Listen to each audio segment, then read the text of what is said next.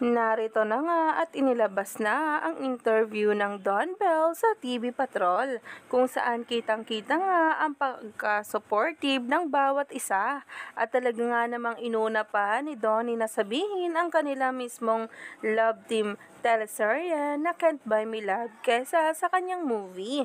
Narito nga mismo ang nasabing video, sabay-sabay nating tingnan. Oh, yes. First of all, please watch Can't Buy Me Love every single day. That's for me. Can't Buy Me Love po, every single day po yan. You can also watch it on Netflix. Maybe channel A to Z and all that. And TV5 as well. And my movie Gigi will be showing January 24. So that's like 2 weeks from now. Or less than 2 weeks from now. The first esports movie in the Philippines. And we're so excited to show you guys how different the movie is from what I've done also, and this whole new genre of esports, which I'm sure everyone would want to see.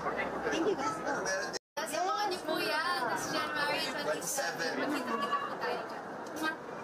Ito nga guys ang napansin nila. Ayon sa kanila, notice this when I rewatch the interview.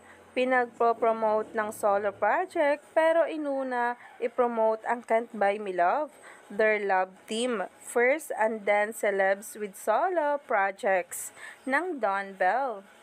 Abangan nyo si Seth, Donnie character name. Abangan nyo to. Belle is so supportive for her Natos movie. She's so excited for him. Hu hu hu.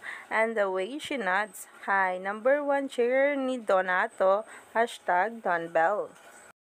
Watch how these two are so supportive of each other solo ganap.